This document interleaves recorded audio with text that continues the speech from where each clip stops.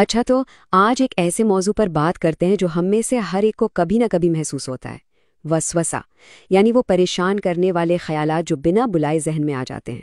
آج کی اس گفتگو میں ہم یہی سمجھیں گے کہ آخر ان پر قابو پا کر ذہنی سکون کیسے حاصل کیا جا سکتا ہے۔ یہ سوال شاید ہر کوئی اس سے خود کو جوڑ سکتا ہے نا۔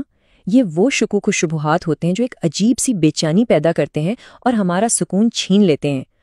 لیکن اچھی خبر یہ ہے کہ ان سے نمٹنے کے طریقے موجود ہیں اور آج ہم انہی پر بات کریں گے۔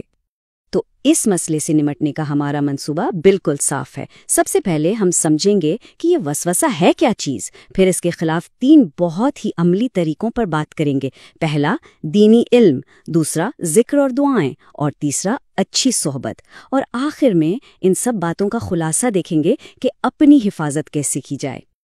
تو سب سے پہلا قدم یہ جاننا ہے کہ آخر یہ منفی خیالات، یہ شکوک ہمارے ذہن میں آتے کہاں سے ہیں۔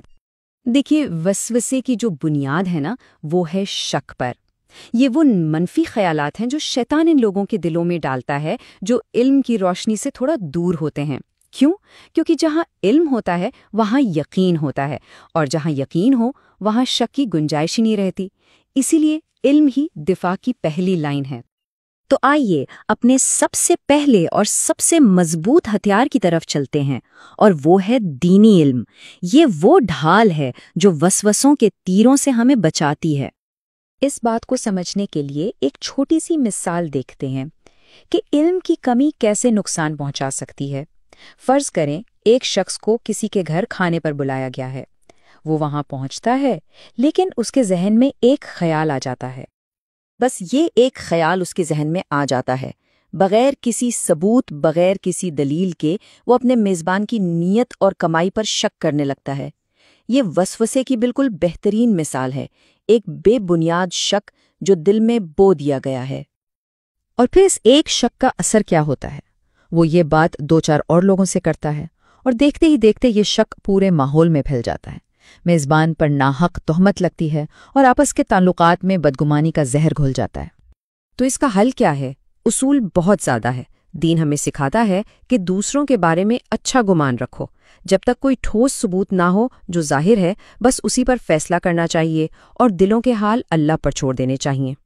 چلے اب آتے ہیں دوسرے طریقے کی طرف۔ یہ وہ عمل ہے جو سیدھا دل کو سکون دیتا ہے اور روح کو مضبوط کرتا ہے، اور یہ ہے اللہ کا ذکر اور مسنون دعاؤں کا اہتمام۔ قرآن کی یہ آیت اس طریقے کی بنیاد ہے۔ اللہ کا ذکر وہ طاقت ہے جو دل سے ہر قسم کی بے چینی، گھبراہٹ اور منفی خیالات کو نکال کر اسے سکون سے بھر دیتی ہے۔ یہ وسوسوں کے خلاف ایک روحانی قلعہ ہے۔ یہاں 3 خاص دعائیں ہیں جو روزمرہ کی زندگی میں ایک مضبوط شیلڈ کا کام کرتی ہیں۔ پہلی دعا، جسے صبح اور شام 3 بار پڑھنے سے ہر چیز کے شر سے حفاظت ہوتی ہے۔ دوسری دعا، جو ہمیں ہر قسم کے غم، فکر، سستی اور قرض کے بوجھ سے بچاتی ہے۔ اور تیسری وہ جامع دعا ہے جو نبی کریم صلی اللہ علیہ وسلم اپنے نواسوں حضرت حسن اور حسین رضی اللہ عنہما کو پڑھ کر دم کیا کرتے تھے۔ یاد رکھیے، یہ صرف الفاظ نہیں ہیں، یہ روزانہ کی بنیاد پر ایک ایکٹیو روحانی ڈیفنس سسٹم بنانے کے ٹولز ہیں۔ ان کو اپنی زندگی کا حصہ بنانے سے دل مضبوط ہوتا ہے اور شیطانی وسوسوں کا راستہ بند ہو جاتا ہے۔ اور اب ہمارا تیسرا اور انتہائی اہم طریقہ، اچھی صحبت کا انتخاب اور تنہائی سے گریز، کیونکہ ماحول کا انسان پر بہت ہی گہرا اثر ہوتا ہے۔ اکثر یہ دیکھا گیا ہے کہ جو لوگ وسوسوں کا شکار ہوتے ہیں وہ لوگوں سے کٹ کر تنہا رہنے لگتے ہیں، لیکن یہی تنہائی ان خیالات کو اور ہوا دیتی ہے۔ جب انسان اکیلا ہوتا ہے تو شیطان کو اس پر حملہ کرنے کا بہترین موقع مل جاتا ہے۔ اس بات کی اہمیت ایک نوجوان کی سچی کہانی سے بالکل واضح ہو جاتی ہے۔ ایک حادثے میں اس کی ایک ٹانگ ضائع ہو گئی۔ جب لوگ اس سے ملنے آتے تو ہمدردی کے نام پر اکثر ایسی مایوس کن باتیں کرتے جو اس کی ہمت توڑ دیتی۔ ان منفی باتوں نے اس نوجوان کو اندر سے بالکل توڑ کر رکھ دیا تھا۔ اسے اپنا مستقبل تاریک نظر آنے لگا۔ لوگوں کی مایوسی بھری باتوں نے اس کے وسوسوں کو ایک خوفناک حقیقت کا روپ دے دیا تھا۔ لیکن کہانی یہاں ختم نہیں ہوئی۔ اللہ کی رحمت سے وہ ٹھیک ہوا، اسے مصنوعی ٹانگ لگی، اور آج الحمدللہ وہ ایک بھرپور اور فعال زندگی گزار رہا ہے۔ لوگوں کی تمام منفی پیشگوئیوں کے بالکل برعکس امید جیت گئی۔